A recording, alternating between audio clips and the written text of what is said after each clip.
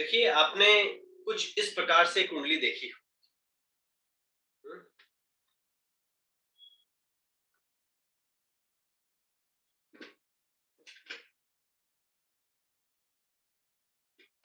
आपने अपनी कुंडली भी खोली होगी, समझ में ही नहीं आता ये पता नहीं क्या तो खाने बने हुए हैं इसमें, क्या नंबर लिखे हुए हैं, खाने और नंबर को छोड़ दे तो और उसमें ग्रह लिखे हुए हैं, पता नहीं क्या-क्या लिखे हुए हैं, समझ ही नहीं आता। हुँ, काफ़ी बार आपने प्रयास किया होगा, इसको मिलान करने का यूट्यूब से वीडियो देख-देख के, अच्छा मेरी कुंडली में हो रहा है कि नहीं हो रहा है ये राजयोग बन रहा है नहीं बन रहा है, पर समझ ही नहीं आता। 12 राशियाँ, 12 भाव, 9 ग्रह, 27 नक्षत्र। 12 राशियाँ 12 ही राशियाँ होती है, न तो कभी 13 होगी न 11 होगी। भाव सदैव 12 ही होंगे, न ही 11 होंगे, न ही 13 होंगे। ये फिक्स है, ठीक है? नक्षत्र भी 27 ही है, लेकिन 2801 और नक्षत्र होता है, वो आगे क्लास में हम समझेंगे। हुँ?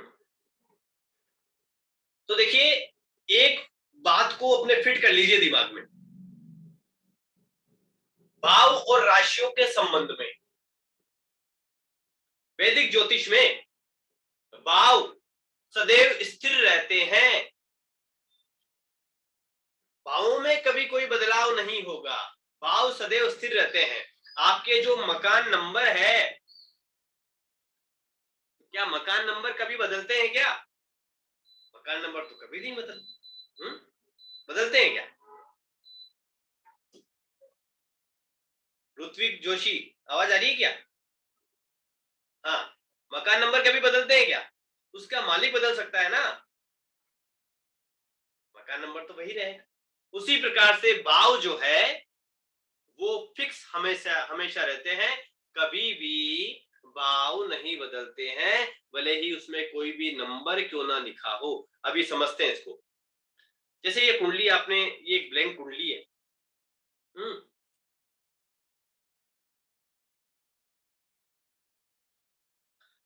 ये होता है कुंडली का प्रथम भाव, इसको प्रथम भाव कहते हैं। ये पहला भाव होता है, भले ही इसमें कोई भी नंबर क्यों ना लिखा हो। हम यहाँ अभी किसी भी प्रकार के नंबर की बात नहीं कर रहे हैं। हम्म?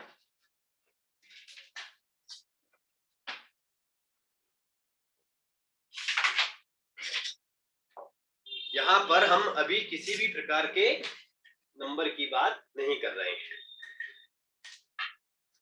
तो देखिए, कुंडली में भाव जो है वो सदैव स्थिर रहते हैं, इसमें कभी भी कोई बदलाव नहीं होता है। उसका मालिक बदल सकता है, उसकी राशि बदल सकती है,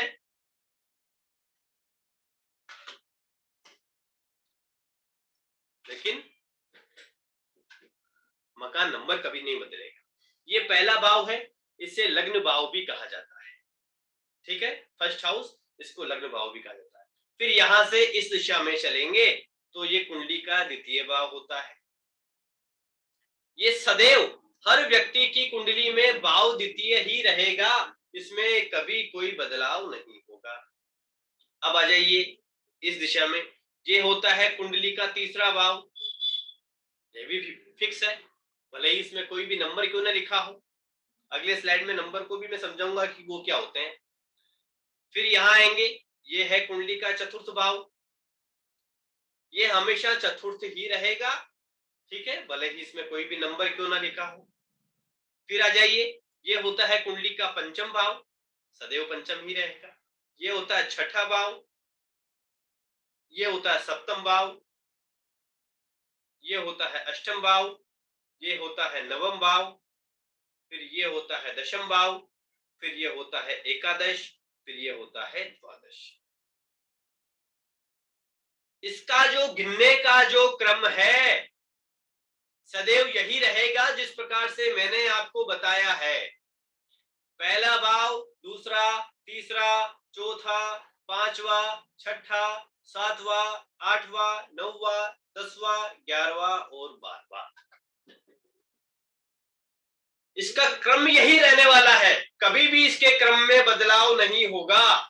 ऐसा बिल्कुल नहीं होगा कि इसको आप पहला भाव मान लेवे, इसको दूसरा, इसको तीसरा, इसको चौथा, नहीं, ऐसा कभी नहीं होगा।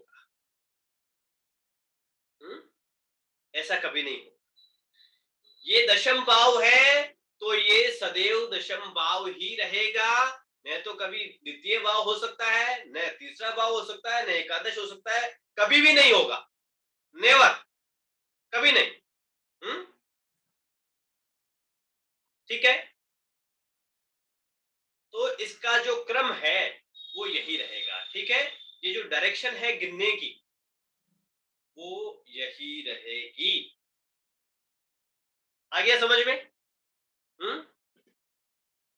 आया नहीं आया?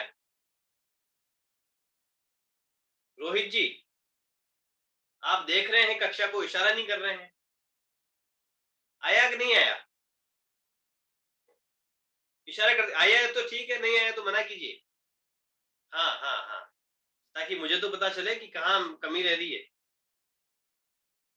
ठीक है, तो यूं यूं आप समझ लीजिए, जैसे आपकी गली में मकान है, आप जिस भी गली में रहते हैं, जिस भी कॉलोनी में रहते हैं, उसमें मकान का एक नंबर चलता है, A285, A286, है ना, A285, 86, 10, 11, 12, 13, 14, वो तो फिक्स ही है ना। मकान मालिक मकान बेच के जाएगा अगर, तो मकान नंबर थोड़ी बदलेगा, मालिक बदल सकता है। तो ये आपके मकान नंबर हो गए, जो समझिए ये मकान नंबर हो गए, ये मकान नंबर कभी भी नहीं बदलेंगे। ठीक है, आ गया समझ में? अब आइए अगली स्लाइड पर। अब देखिए, जो नंबर लिखे होते हैं, आपने अपनी कुंडली देखी होगी, हर खाने में कोई ना कोई नंबर लिखा होता है। वो नंबर क्या होता है? वो नंबर होता है राशियां। वो नंबर राशियां होती है। यहाँ जो ये राशियां लिखी हुई है, इनको इसी क्रम में आपको याद रखना है।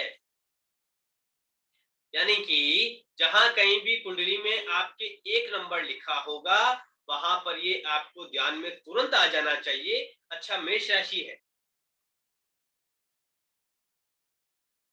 जहां 2 नंबर लिखा होगा वहां वृषभ राशि है, जहां 3 नंबर लिखा होगा वहां मिथुन राशि है, जहां 4 नंबर लिखा होगा वहां कर्क राशि है, जहां 5 नंबर लिखा होगा वहां सिंह है, 6 नंबर लिखा होगा कन्या है, 7 नंबर पे तुला है, 8 पे वृश्चिक है, 9 पे धनु है, 10 पे मकर है, 11 पे कुंभ है और 12 पे मीन है। इसका क्रम सदैव यही रहेगा, और आपको ये इतना अच्छे तरीके से कंठस्थ हो जाना चाहिए कि कहीं कोई नंबर देखा तो ये तुरंत ही हमारे दिमाग में क्लिक करना चाहिए, अच्छा इस नंबर पे ये राशि आ रही है, ठीक ठीक, ये राशि। ये क्रम से याद होना चाहिए। अब देखिए, उदाहरण कुंडली के माध्यम से समझते हैं। ये मैंने क्या बताया आपको, ये पहला भाव होता है, ये यहां देख लीजिए, ये पहला भाव, राइट, ये पहला भाव है, यानी कि ये मकान नंबर हो गया। अब इसका मालिक कौन हुआ? 8 नंबर, ये 8 नंबर, 8 नंबर लिखा हुआ है पहले भाव में। अब 8 नंबर पे ये देख लीजिए, वृश्चिक। तो इस पहले मकान का मालिक वृश्चिक हो गया, सिंपल। अभी मैंने आपको क्या कहा था कि प्रथम भाव को और क्या बोलते हैं? प्रथम भाव को और बोलते हैं लग्न भाव। आपने बहुत सी जगह सुना होगा लग्न कुंडली, लग्न कुंडली, लग्न कुंडली, किस लग्न की कुंडली है, तुला लग्न की, वृश्चिक लग्न की, है ना, मेष लग्न की, ये आपने सुना होगा। आप अपनी कुंडली को कैसे देखेंगे कि वो कौन से लग्न की है?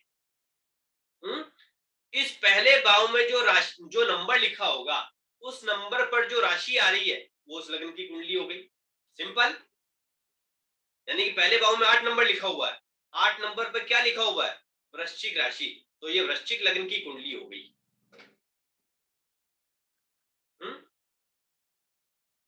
सिंपल। अब देखिए ऐसा है ना कि ये वाला भाव मैंने क्या बताया? दशम भाव है, बिल्कुल बताया, दशम भाव। अब ये दशम भाव में देखिए, यहाँ 5 नंबर लिखा हुआ है, तो यहाँ ये 5 नंबर का ये अर्थ नहीं है कि ये पंचम भाव है। 5 नंबर का यहाँ ये अर्थ नहीं है कि ये पांचवा घर है। 5 नंबर का अर्थ यहाँ पर ये सिंह राशि है, यानी कि ये दशम भाव में इस कुंडली के हिसाब से सिंह राशि जो है मालिक होगी।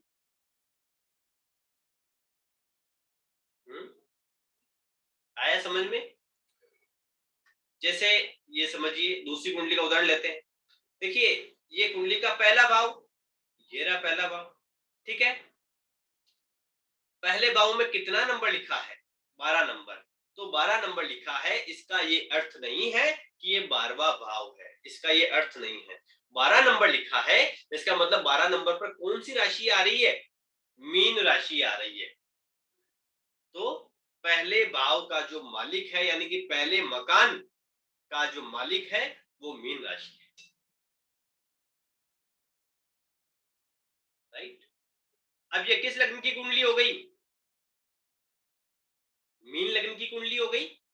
पहले भाव में लिखा हुआ है 12 नंबर, पहले भाव को लग्न भाव भी कहा जाता है। पहले भाव में 12 नंबर लिखा है, 12 नंबर पर राशि आ रही है मीन, तो यानी कि मीन लग्न की कुंडली हो गई। सिंपल।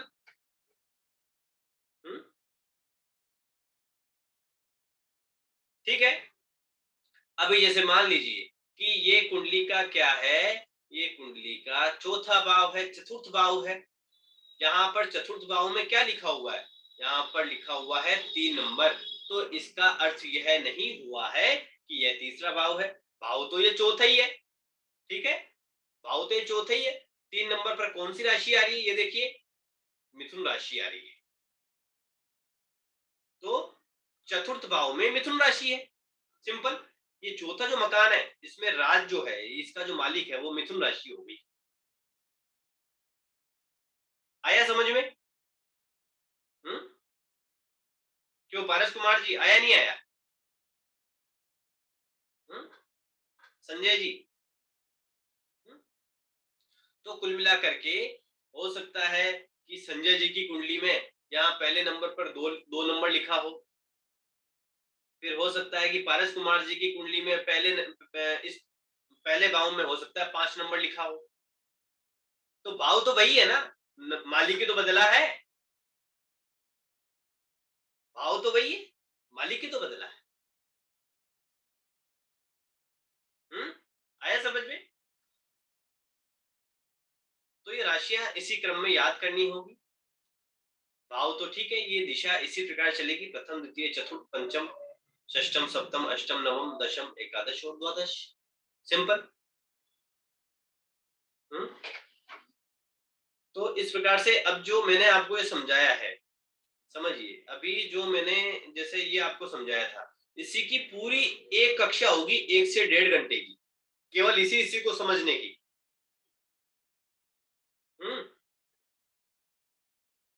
ये तो मैंने शॉर्ट तरीके से आपको बताया कि जैसे मान लीजिए कि किसी का भाग्य साथ नहीं दे रहा है, भाग्य कमजोर है, तो किस भाव से देखेंगे? ये 12 भाव किसी न किसी बात को बताते हैं। भाई बहन, माता पिता, भाग्य, व्यापार, नौकरी, शत्रु, ऋण, कर्जा, जेल, विदेश, गाड़ी, पैसा, शेयर बाजार, हर चीज को ये 12 भाव बताते हैं। तो इसको विस्तार में हम कक्षा में समझेंगे। यही कम से कम 1 से 1.5 घंटे की कक्षा होगी इसकी, कि किससे क्या देखते हैं, भाई बहन कहां से देखेंगे, हम जो व्यापार कर रहे हैं कितना लाभ हो रहा है, नहीं हो रहा है, कितना खर्चा है,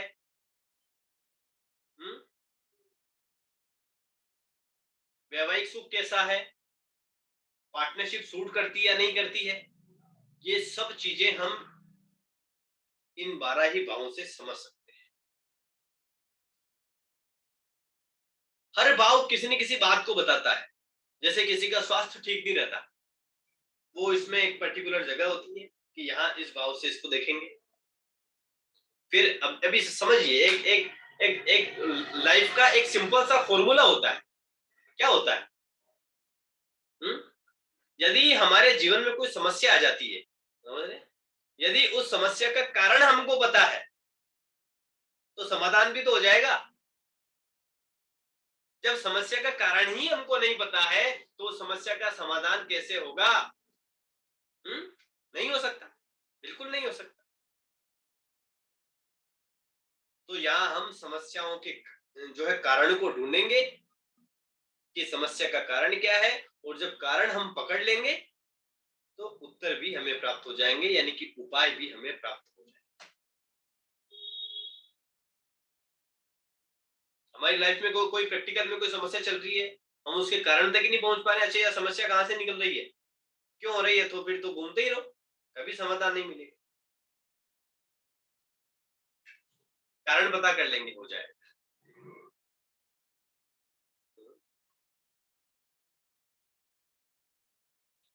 तो ये मैंने आपको ये समझाने का प्रयास किया है कि मेरे पढ़ाने का तरीका कैसा है, इसी तरीके से मैं पढ़ाता हूँ, है ना? कोई नया विशेष और तरीका नहीं है, यही तरीका है।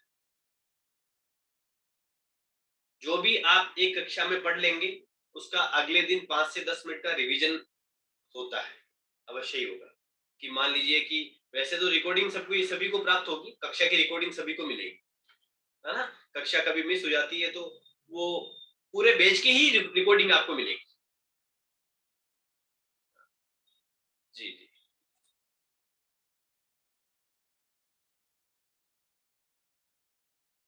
जी, बहुत धन्यवाद, बहुत धन्यवाद गुरु जी। मैं अभी ज्वाइन हुआ हूँ, क्लास 30 मार्च की आगे की है।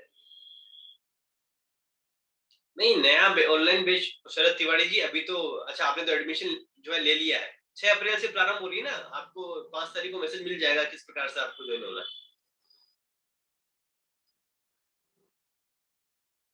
आवाज बहुत तीखी आ रही है। हाँ, वो माइक की का इशू था, इसको शॉर्टकट में कर रखा है, इसको समझेंगे कि क्या समस्या आ रही है। अब कारण इसका निकालेंगे, क्यों भाई क्यों तकलीफ कर रहा है, तो समाधान भी कर लेंगे, आवाज ठीक आने लग जाएगी। चलिए, अच्छा लगा आपसे बात करके। यदि आपको कक्षा की जानकारी प्राप्त हो गई है तो एडमिशन आप ले सकते हैं 6 तारीख, अभी 6 अप्रैल से ही नया ऑनलाइन बैच प्रारंभ हो रहा है, इसी प्रकार से आपको समझाया जाएगा। इसके अलावा कोई प्रश्न आपके मन में आता है, जैसे अभी ऑनलाइन क्लास चल रही है, जब उस समय क्लास चलेगी, कोई प्रश्न आपके मन में आता है तो तुरंत आप जैसे जिस प्रकार से अभी आप संदेश कर रहे हैं उसी प्रकार से आप संदेश कर दीजिए, और तुरंत आपको उसका उत्तर मिल जाएगा, यानी कि डाउट मन में रखना ही नहीं है, तुरंत क्लियर हो जाएगा। हम्म?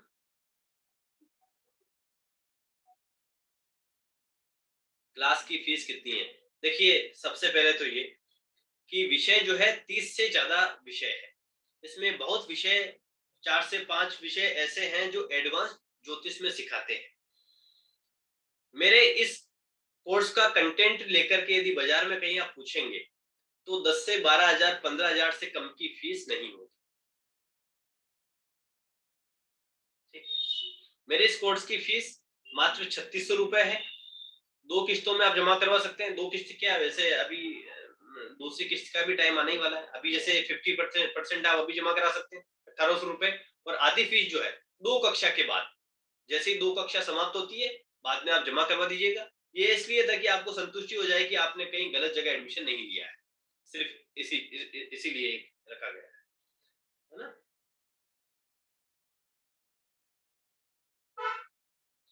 ठीक है, यदि आपको जानकारी मिल गई है तो आप एडमिशन ले सकते हैं। यदि जानकारी नहीं मिली है तो जिस भी नंबर से आपको इस मीटिंग में जुड़ने का संदेश प्राप्त हुआ है वहां तुरंत आप मैसेज कर दीजिए कि जानकारी भेजें, तो आपको जानकारी भेज दी जाएगी। कक्षा का टाइम, कक्षा का टाइम जो है शाम को 8:15 रहेगा। हफ्ते में 3 कक्षा होगी। यदि बाद में आवश्यकता पड़ी तो उसको बढ़ा दी जाएगी, 3 की जगह 4 भी हो सकती है, या रविवार के दिन भी ली जा सकती है। वैसे ये कोर्स जो है 2 महीने का है, यदि आवश्यकता लगी 2.5 महीने भी हुआ तो भी फीस यही रहेगी, इसमें कोई बढ़ोतरी नहीं होगी, है ना? इसमें ये 3600 ही फाइनल है। पीडीएफ के नोट्स आपको मिलेंगे व्हाट्सएप पर या टेलीग्राम पर, जहां हम जुड़ेंगे वहां आपको पीडीएफ के नोट्स मिल जाएंगे, उसकी आप प्रिंट आउट निकलवा लीजिएगा। एक किताब की पीडीएफ मेरे पास है, बिल्कुल शून्य से ज्योतिष सीखने की, वो मैं आपको भेज दूंगा। इसके अलावा जो कोई पुस्तक आपको ऑनलाइन मंगवानी होगी वो आपको मैं बता दूंगा, ऑनलाइन आप ऑर्डर कर दीजिएगा। नोट्स मिलेंगे ना? नोट्स मिलेंगे, पीडीएफ के माध्यम से मिलेंगे। ठीक है, यदि आपको जानकारी प्राप्त नहीं हुई है तो तुरंत आप व्हाट्सएप कर दीजिए कि जानकारी भेजें, आपको जानकारी प्राप्त हो जाएगी। बहुत धन्यवाद। कैसा लगा आपको? समझ में तो आया ना? आप जुड़िए नहीं जुड़िए एक अलग विषय हो गया, समझ में तो आया ना? कोई कमी है तो तुरंत बताएं ताकि उसको मैं दूर कर सकूं। कमी पहले बताएं। अच्छा अच्छा है, बहुत अच्छा है, बाद में भेज दीजिएगा, कोई दिक्कत नहीं है। कोई कमी है तो बताइए ताकि इसको सुधार करके इसको उसमें इम्प्रूवमेंट लाया जा सके। सिखाने की टेक्निक बहुत ज्यादा अच्छी लगी, बहुत धन्यवाद। जानकारी भेजे, यहाँ मैसेज नहीं करना है यश जी, आप मुझे व्हाट्सअप कर दीजिए, जहां से भी आपको आईडी पासवर्ड मिले। यहाँ कहाँ जानकारी भेजूं, जूम पे कहाँ जाती है?